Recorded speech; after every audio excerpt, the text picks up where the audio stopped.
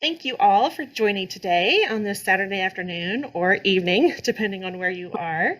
This is the final event of the 2021 Advocacy Series, and this quarter we've been discussing different aspects of advocating for mobility and independence. Today we're going to look at the largest and most important device you may use for mobility and independence, which is your power wheelchair, and we'll be learning how to prepare for a wheelchair evaluation so that you can best advocate for what you might need. We have two wonderful speakers today covering this really important topic, so I want to get to them right now.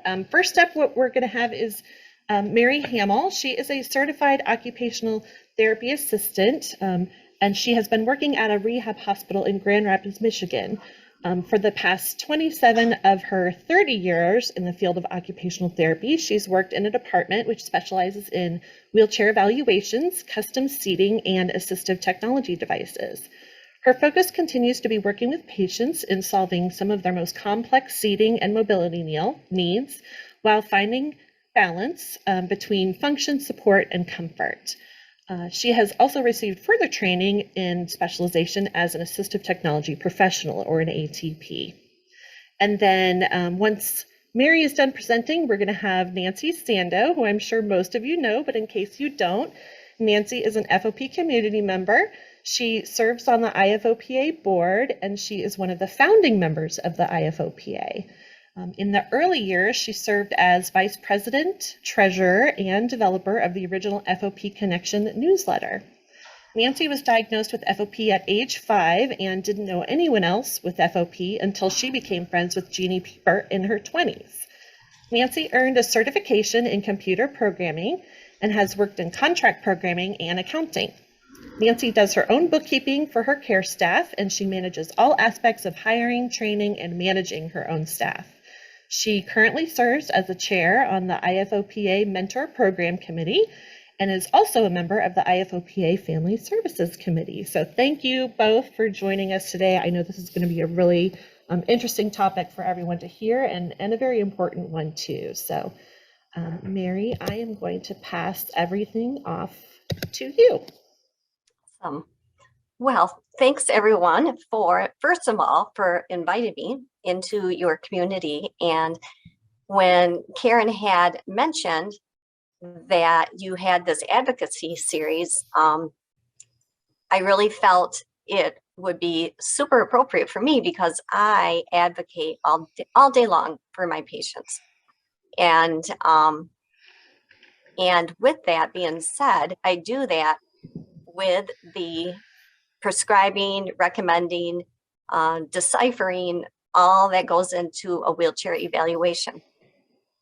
One point that two points that I really want to discuss is how important a well-configured wheelchair is, and how an inappropriately configured one will have negative consequences to a person's functioning in regards to skin integrity, how you breathe, how you digest. It all goes into it. And also, of course, how you are positioned and how safe you feel in your overall quality of life. If you think about your wheelchair and your seating system, it's really an extension of you. It's an extension of perhaps everything you gained through your life, and it's vital that you keep what you have gained. Also, a well-configured chair and a thorough evaluation will really decrease the likelihood of equipment abandonment. And by that I mean, someone who may have recommended a chair for you and it just wasn't a good fit for you. Well, of course, that's going to result in a chair that is just going to be sitting somewhere, and insurances will frown upon that because they want a chair that is going to last. So what does it all involve with this evaluation process? The first 2 points are something that you really do have control of, and you are a huge part of this. One thing you can do is really educate yourself ahead of time. You can ask around what chairs has worked well for other FOP clients. You can definitely look online. I mean, you can look up just about anything there is, of course. And also, one piece of the puzzle is that a wheelchair referral is something that will be needed from your physician, as well as any other supporting documentation. All of that is vital in this beginning part of the evaluation process. One thing to keep in mind is that each, I'm going to call them a seating team. So whether that is a occupational therapist, a physical therapist, a DME vendor, wheelchair vendor, they all have their own rules, processes. So how I am discussing my world, just appreciate the fact that it may be a little different. But the wheelchair assessment is something that to me is so vital. What that involves is your history. In my department, we spend a lot of time asking extensive questions, such as, what wheelchair have you had that you liked and didn't like, and why? What are your goals? What do you want to do? And it's really okay to speak up. This is your life. Another component of the process is really assessing your range of motion capabilities versus your limitations.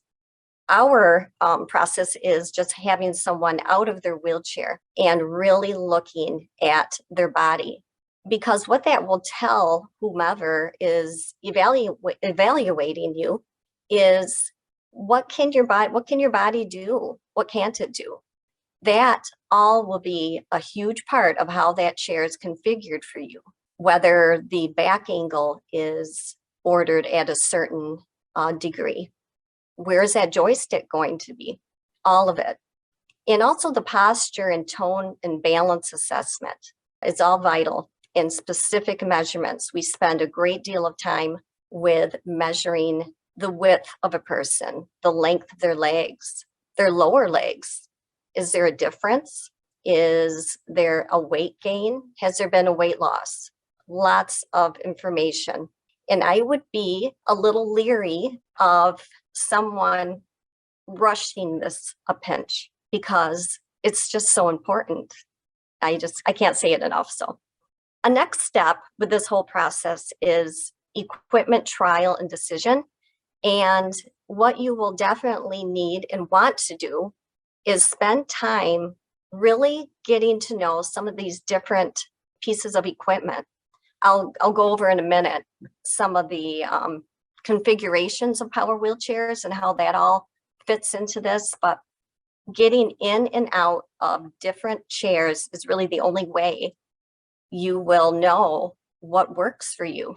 And also trying in, let's say, your van, if you have a van with a lift, and will this chair fit on the lift? Is it too wide? I have had that happen before, where a chair was ordered and everything was great and it doesn't fit on the ramp going up to the van. So, of course, that it does not need to happen. Also, another consideration is, if possible, it'd be awesome if you can try a power wheelchair in your home. And that would be awesome, because that will tell you, gosh, will it fit in my bathroom? Is it going to fit in my bedroom? Can I even get into my house with it? All of these details. So different chairs can either make or break the decision process.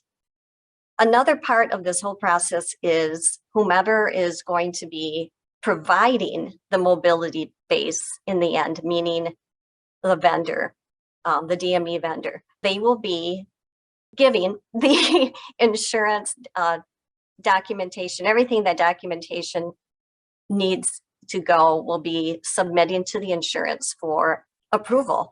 And with that can come a denial or an appeal. And I wouldn't let that stop you.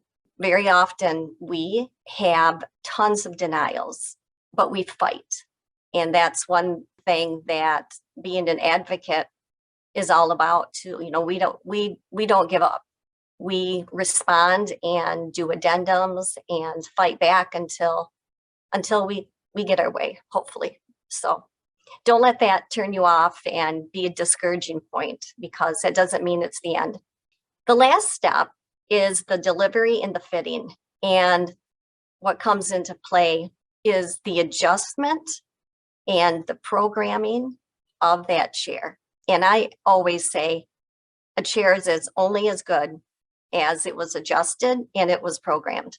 There's so many intricacies, whether you are adjusting the forward speed, sensitivity, reverse speed, turning, acceleration. There's so much to it. And you do want someone who is going to spend the time and really get into all of that with you. How to educate yourself ahead of time. What is something you can do too is to call your insurance company and say, hey, I'm about to have an evaluation for a wheelchair, and I kind of want to know what's your policy? What is my insurance coverage? And with that being said, I wouldn't be too set on them saying, gosh, you know, we really want you to go with X chair, you know, stay away from Y chair. With all due respect, the insurance company may not know everything there is to know about wheelchairs, but it's a good idea for you to know just a little bit about what you're up against and what you can truly get. And it wouldn't hurt either to spend some time familiarizing yourself with the different brands of wheelchairs. There's several chairs out there and they all have their good points and their downfalls. So, and also, you know, document your details of your daily activities. This is important. I've had often clients that have come in and have said, gosh, my chair will die 5 times before I leave the house, when I leave the house and get to my mailbox, and I just can't have it. I'll tell them, okay, we're going to use that. That's good information. What else is happening in your house, your daily life that you're having problems with, that why you need a mobility device? Be in tune to your community activities, your transportation needs, biggie, measurements of home, your work, your community environments. And all of this is just such great information. And truly, my favorite client who comes in, well, I mean, I like them all, but my favorite client is somebody who knows what they want, who knows what works, who knows what doesn't. And that is vital. And again, similar to what I've said, just the accessories that you need that it's going to make your life easy. That's what we want, easy and comfortable. The DME, the durable medical equipment, and you may hear about CRT, which is the complex rehab technology. There's a little difference between these, and you can see on the slide that there's a walker, a cane, a scooter. These items are considered, I'm going to say, a lower end piece of mobility, versus on the right side, underneath that complex rehab technology, these items are the ones that have more programming capability. They have more options on them than what you would see over on a scooter, perhaps. Most people who need a lot of positioning and seating are going to fall underneath that CRT category. Another type of wording you will hear is group 1, group 2, group 3. What is it? Well, all pieces of equipment fall underneath one of these categories. And group 3 is the type of equipment that will have the programming capabilities, everything that you will need. Group 3 is the type of chair you will want most people to really get those options that you need. Group 2, again, if you go back to the previous slide with that scooter, with that captain seating, that is an example of what I would fall under that group 2. There's not a whole lot to it. When you see the last line where it talks about non-expandable electronics, what that means is that chair is just going to drive. It isn't going to allow power tilt, power recline, seat elevator. It's more of a little bit of a bare bones. Whereas the group 3, you're going to get more oomph to that chair. You are going to get those electronics that are going to be needed to operate power seat functions. And everybody really needs power seat functions. There's several chairs out there, several manufacturers, and your insurance may kind of sway you one way. The vendor may sway you one way. And I think it's very fair and important to see what are all your options, because one of these manufacturers is going to have something that you can't do without, whether it is an armrest. As silly as that may sound, I have seen decisions come down to the style of armrest, whether it can flip up and out of the way good enough for transfers. I've seen different headrests either make or break a seating system. So it's good for you to see all that there is. And definitely sitting in them and driving them and trying them. Lots of options out there. The newest one you can see over on the right-hand corner is a backup camera, which is very cool. Some of these components are those that your insurance company, unfortunately, they won't pay for it, but that doesn't mean it isn't important. And that doesn't mean that maybe you can come up with some money somewhere to fund these kinds of things. They're important. So going into wheelchair types, it can be a little overwhelming. Wheelchairs are categorized into about 3 different little categories. And the first one is what I'm going to call the rear wheel drive chair. You can see that large wheel on the back, that drive wheel, is going to dictate how that chair operates. A rear wheel drive chair will give someone a very true driving, straight movement. It also is going to take a little bit wider turning radius. So getting back to a van, and if you are trying to enter a wheelchair van and you have to turn that chair around and get it to the front of that van, there's such limited space. This chair, it may not work for you, but you won't know that unless you had the opportunity to really sit in that chair and operate and try to see what the outcome would be. They have a larger base and a wider turning radius. That's the key thing for a rear wheel drive. Mid wheel, again, that wheel right in the middle, is going to give you a very tight turning radius. It's going to allow you to turn right on the dime, right onto you. That wheel is so very maneuverable. It's a great chair for if you have a tiny bathroom and you need to get in there and turn and get out. It can be a little bit what I'm going to call, it can fishtail, meaning if it is programmed at too high of a speed, it will give you a little swaying back and forth. It won't be as true and straight as what that rear wheel drive chair is, but it has very good points to it.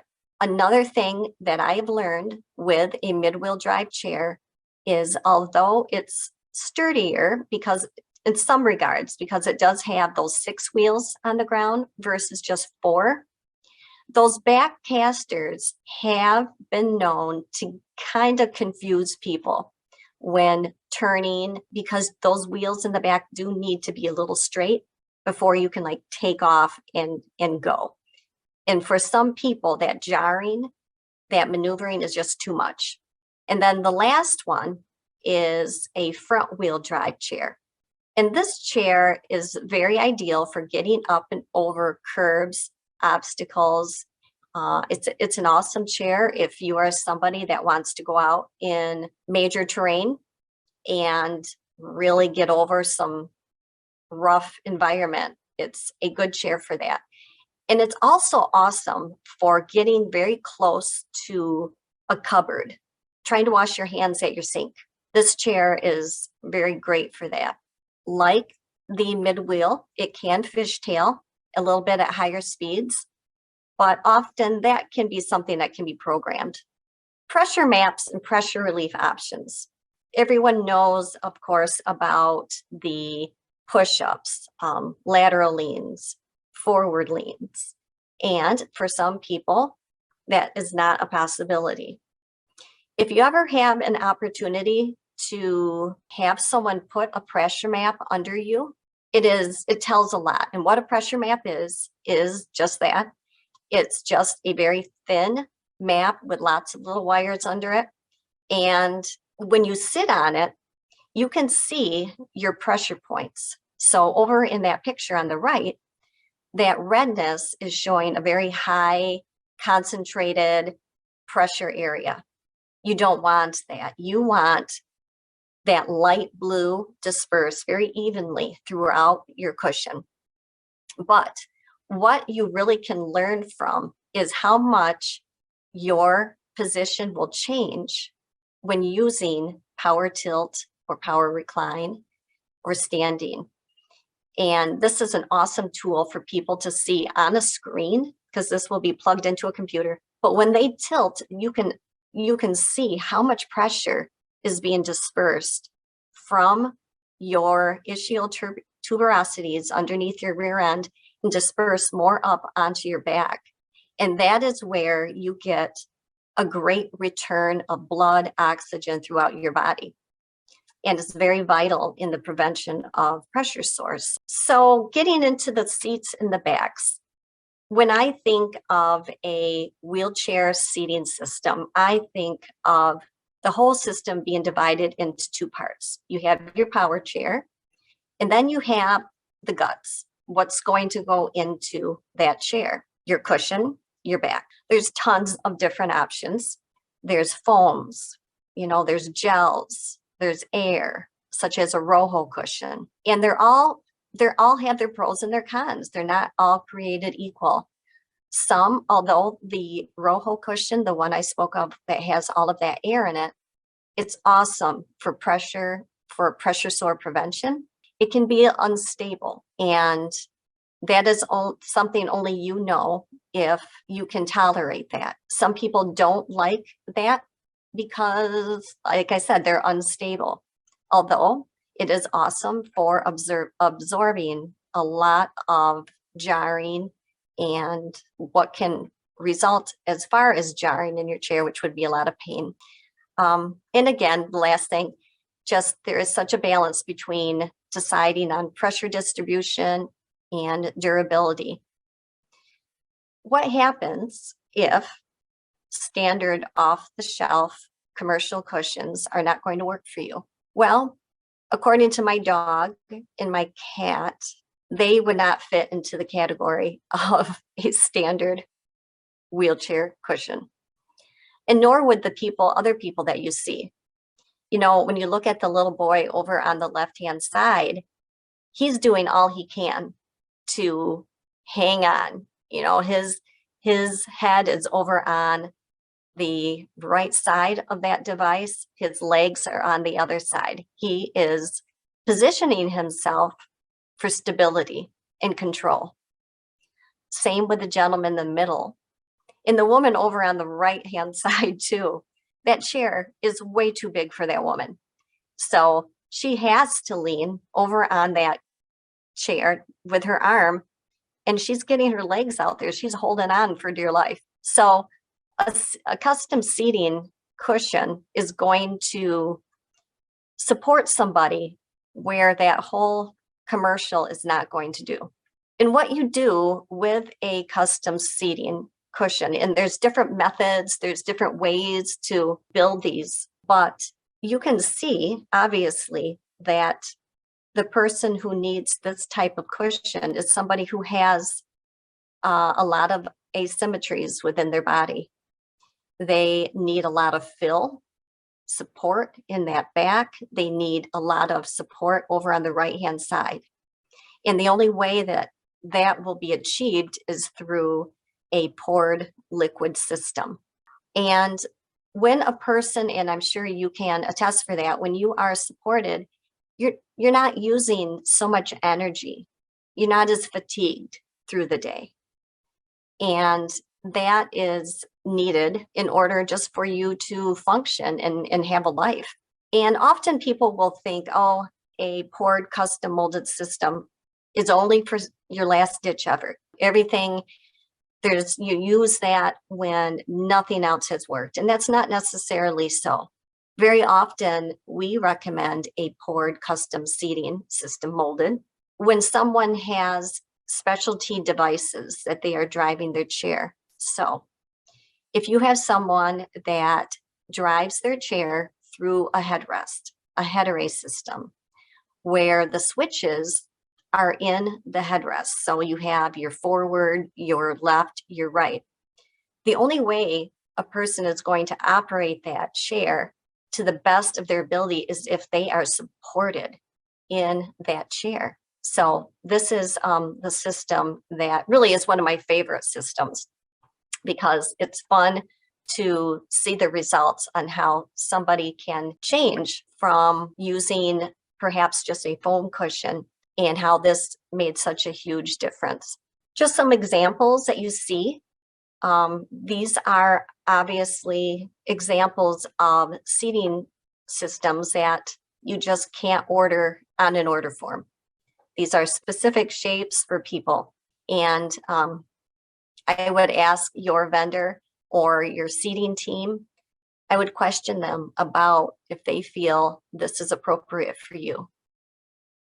And if you imagine the boy or young man on the left-hand side, what would he be like if he was in, let's say, a standard commercial cushion? He would be hanging on for anything he can.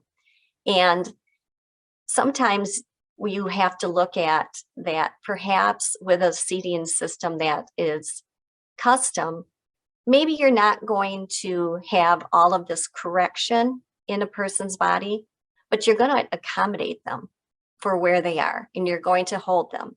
And often people do not have a lot of choices in their lives, but everybody has a choice to be comfortable and functional in their seating system.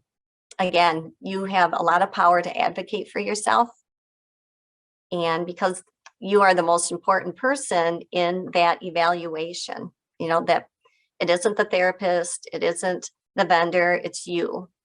You have the power to really make some choices, and you should have the best because there's lots of options out there. So Nancy was a client in our department in the hospital and the seating clinic way before I joined. But Nancy is supported extremely well with a custom molded system. I can't imagine that she would be able to do what she does each day if she didn't have it. But I'm going to turn it over to Nancy, and you can discuss the nitty-gritty. Nancy, you're still on mute. There we go. There we go. Perfect. Sorry about that.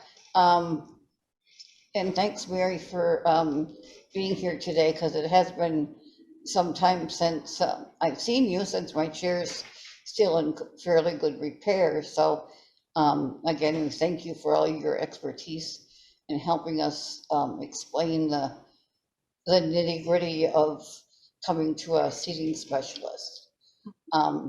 I'll go back to when I first became a wheelchair user, which was back in 1980, if you can believe that one, which is 41 years.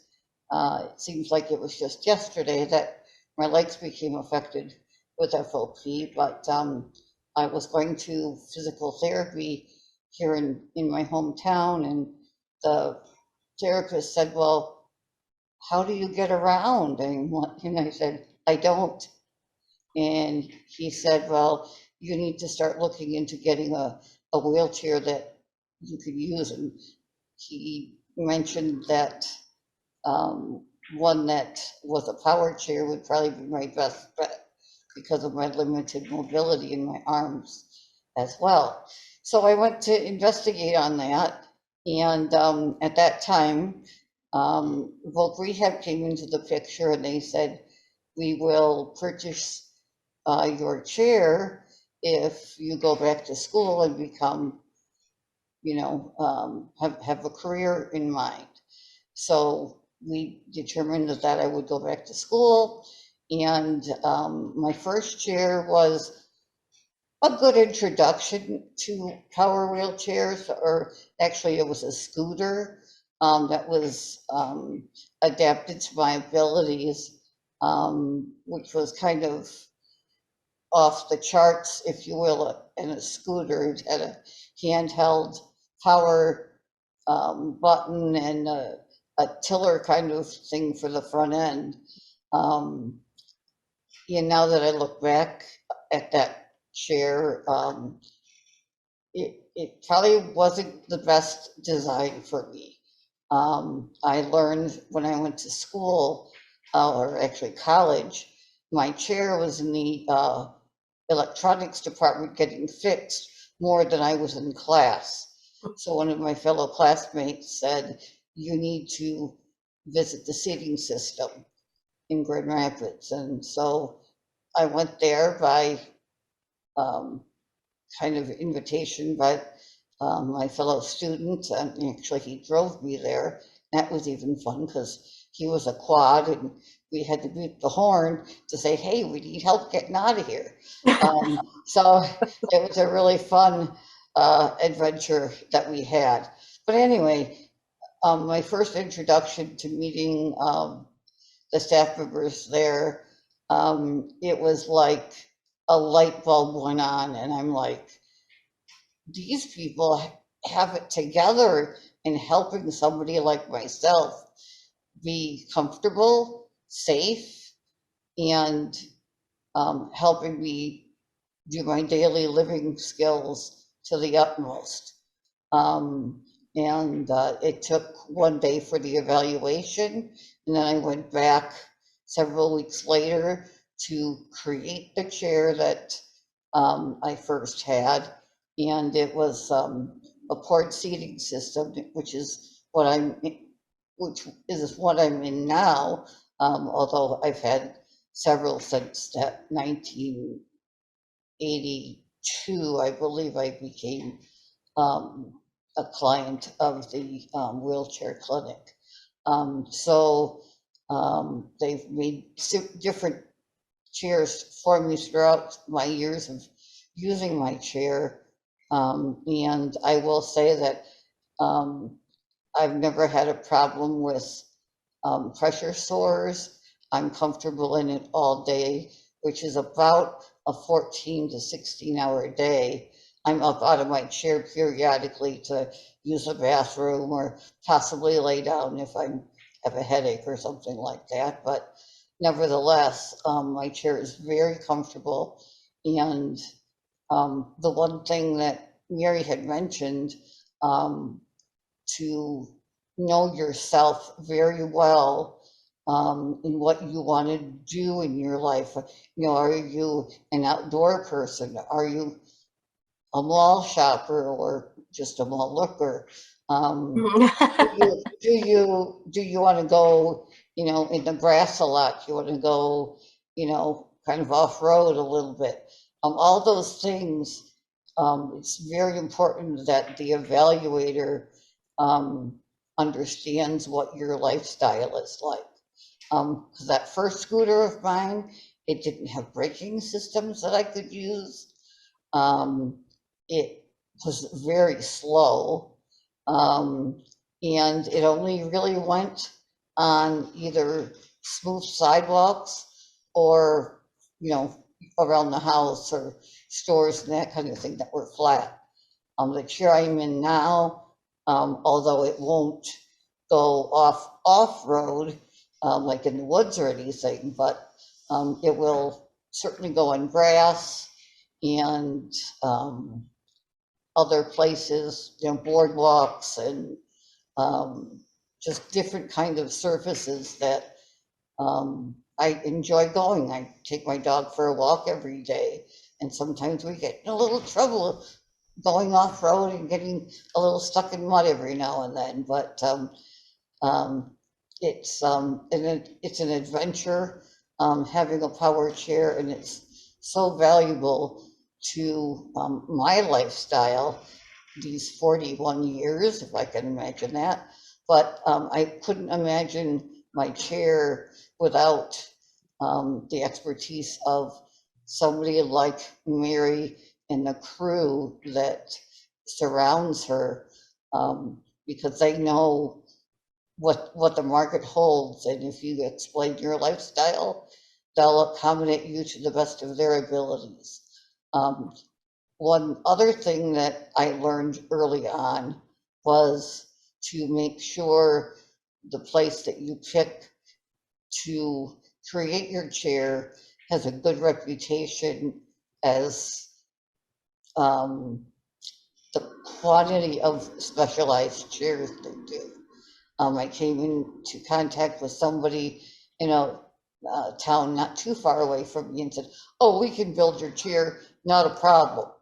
And I'm like, well, and this is when I was already a client where Mary works.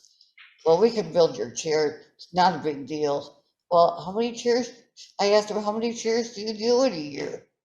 "Oh, we do about maybe 40 or 50. And then I asked that of Mary's team, and they said, "Oh, we do several hundred a year." Well, where would you go? That's a huge question to ask those people Mhm. that are That's a good actually point. creating your lifestyle. And I can't express that any more than that, because you'll have much better quality. I have to travel, 3.5 hours to get to where Mary is from my home. The other place was an hour, but I choose to go to Mary's team because they, like I said, they know it all. I've been there numerous times, and they're a fun group to work with because they're part of your life.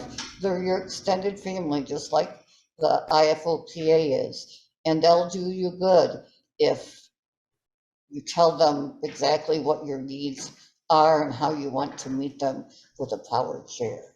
Mhm. So with that, I'll turn it back to Karen. I'm feeling grateful that I was able to tell a little bit about my life with a chair and some suggestions as a patient of Mary's teamwork as well. So Well, thank I'm you. not letting you off the hook quite yet, Nancy, because I want you to Oh, share one more thing. Would okay.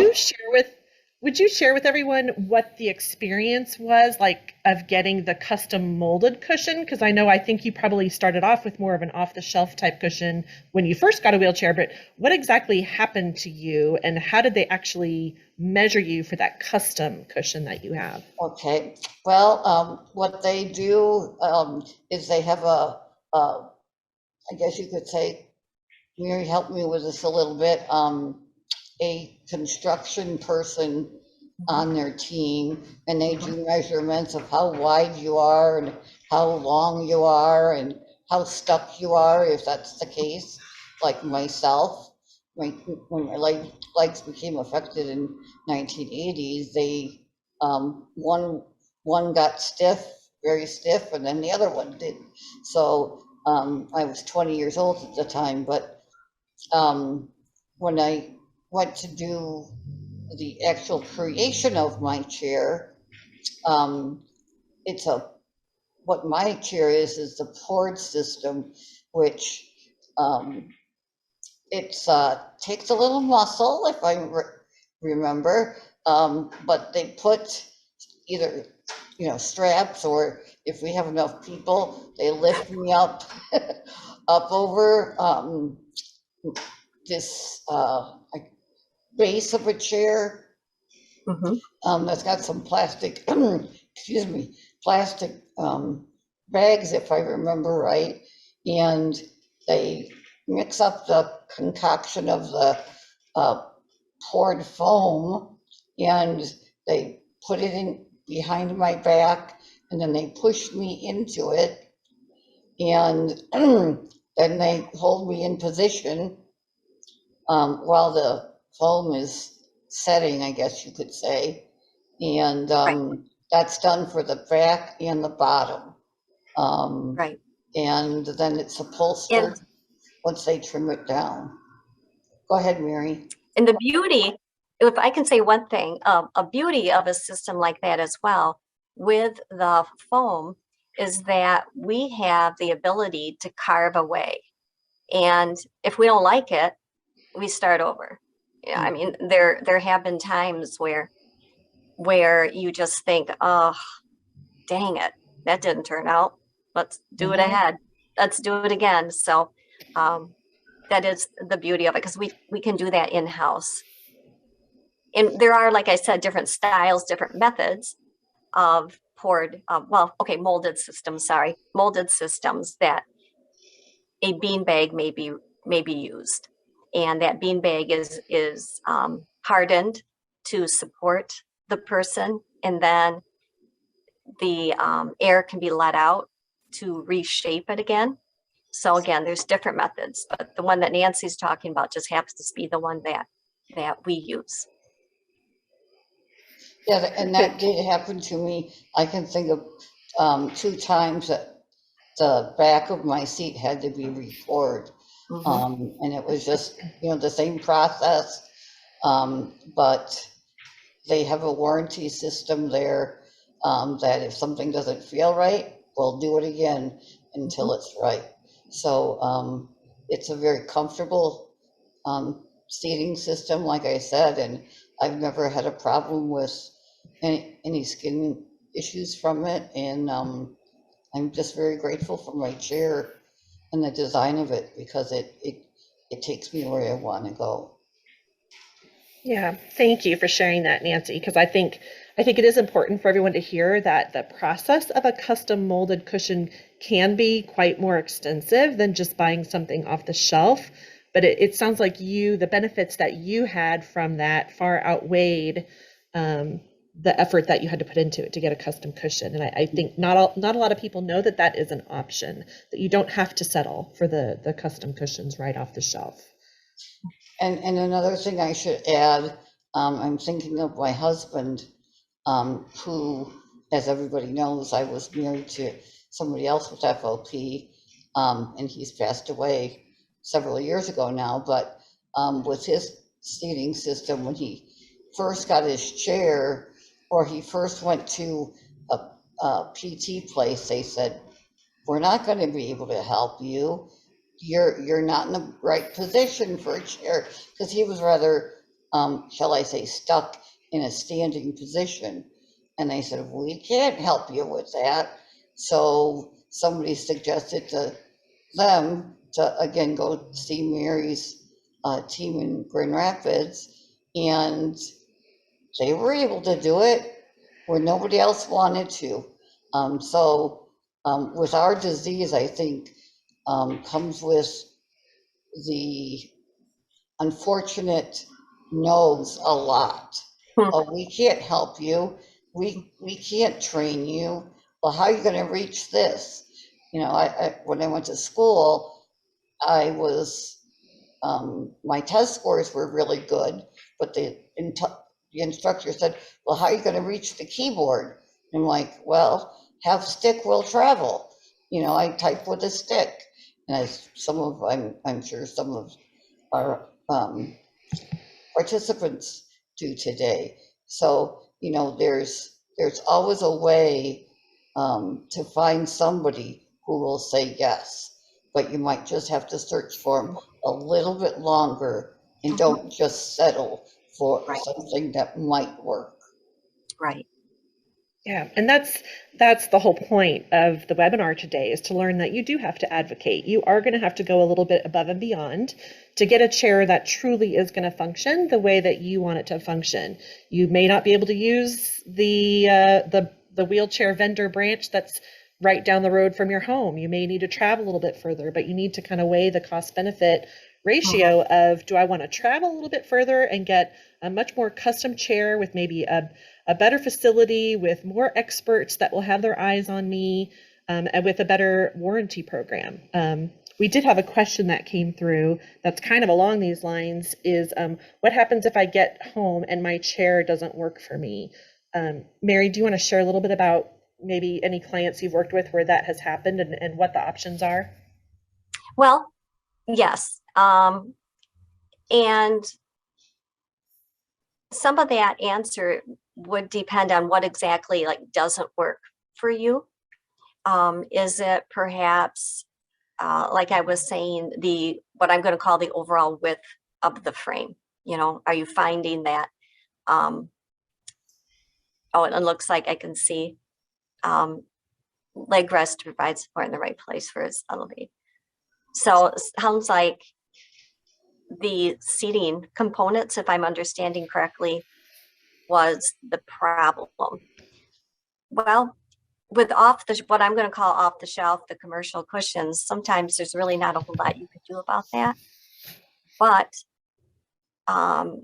contacting with a seating clinic, they will tend to repair and redo things that until it works for you. I'm not sure if that answered your question at all. Yeah, but I think that points back to, do your work ahead of time and find out, is a facility going to be able to let you come back and have some adjustments made, or are you going to a vendor that doesn't have the capability to do that, and you're just going to get whatever you get? So there's a lot of important things to consider before you ever get to that appointment. And as I just wanted to mention that, like Mary mentioned back in her presentation, that it's not necessarily something that you can call and make an appointment and then just sit back in your armchair and wait until that appointment comes and then just show up. There's a lot of work that needs to be done ahead of time on your part, and if you do that work, you're probably going to get a better evaluation, and then in the end get a better chair that's better suited to you. And she talked about the measurements and documenting everything of your daily routine, from the second you get up until the second you go to bed. What are all the different types of activities that you do? What are the different environments that you're in? Do you stay at home? Do you want to be able to get your wheelchair into a van and go out in the community? Do you need to go to an office? Do you have a desk at that office? How high is that desk? Do you need to get into an elevator? How big is that opening of that elevator? There's a lot to think about, and no one should be expected to know all of those different things. But we do have a checklist that we are going to be including in the Advocacy Series workbook, so that if you want to request one of those workbooks, it will actually have topics from all of the 4 quarters from 2021. But I think probably Q4 is going to be a big one, especially this webinar, to receive that workbook, because it will have checklists of all the different things that you might need to consider ahead of time before you even show up here for your evaluation. And by documenting those things and taking some measurements ahead of time, you're really going to speed up the process, and you're going to really help out the evaluation team that you have. Like Mary said, she welcomes people that come with as much information as possible. It makes it go more smoothly. It does. It does. Can I say one more thing? I know we're coming to an end. But Nancy, you had mentioned about your first mobility device was a scooter, and how that may not have been the best one for you, but it was a start. Right. And it began that bridge of not having some wheels and having some wheels. So even though it may not have been everything you wanted, it got you from point A to point B. Correct. And it gave you some ammunition for when choosing your next power chair, that you could tell the team to say, okay, well, I've tried a scooter and I can't reach the handle, or I can't, it's not supporting me, I'm falling out. That's vital too. So, and there's nothing wrong. I think some people will feel like, oh, I've given up if I have to use a power chair. And gosh, I just think, oh, you're entering a world of just so much that's so positive, because you will be able to get to the other end of the hallway at school. You know, you will be able to get out maybe to play recess, and you're not so exhausted by the time you're there. So I think it's a mindset that the power chair has been given a bad rap through the years, but there's so much positioning, there's so much pressure relief you can get. So I wanted just to comment on that. Thank you. Yeah. Lara just typed in about that a power chair is freedom. And I Mhm. totally believe that, because when I first rolled away from my family in that parking lot, I can still see it today. And like, I can go anywhere I want to with nobody following me, unless I invite them, of course. But it was so Feel like it. empowering. It was so empowering that I could, quote, move on my own. Mhm. And as I've grown up with power chairs and gotten to be, the chair I have now is a Fairmobile. The friends that I have, they don't see the chair, they Mhm. see me. Mhm. And that's the important part to think about. The psychological factors of having a chair is I can see people in the eye. Before, when I walked around, my head was pointing down to the ground because I didn't want to trip on anything. But now in a chair, I can look up and I can see people's faces better. And it's a totally inspiring world that we live in. I can see the sky easier, and the birds and the planes. I mean, that sounds stupid, simple, but it's the truth. Mhm. And if I were to do that list of things that I did back in 1980 to what I do today, it's endless because Mhm. of my power chair. Yeah, and I think you're not alone, Nancy. You know, we talked about how the hesitancy of wanting to get into a power wheelchair, and putting that off as long as you can. But I will say a big part of advocating for your mobility and your independence is preparing for that wheelchair before you need it. Because if something were to happen with FOP and you have a flare and you lose some mobility, I can't imagine the difficulty of what that would look like, having to go through a wheelchair evaluation at the same time of losing mobility and having flares. But so preparing for that is so important. And I'm sure a lot of people do put off thinking about a wheelchair because of the, you know, Nancy, you mentioned the psychological aspect of it. There's a good psychological aspect of it, because now you can communicate with people and be involved in different things you couldn't do before. But I'm sure there's also a barrier to the psychological aspect of socially needing a wheelchair and Mhm. having that kind of be difficult to accept and want to move into. And that's perfectly Mhm. normal to go through. And I'm sure that is Absolutely. definitely not easy. But I No. thank both of you, because you have shared a success story of where if you can get past some of the psychological aspects of needing a wheelchair, you can actually open up a whole lot more activities to your world. Right. Yeah. Yep.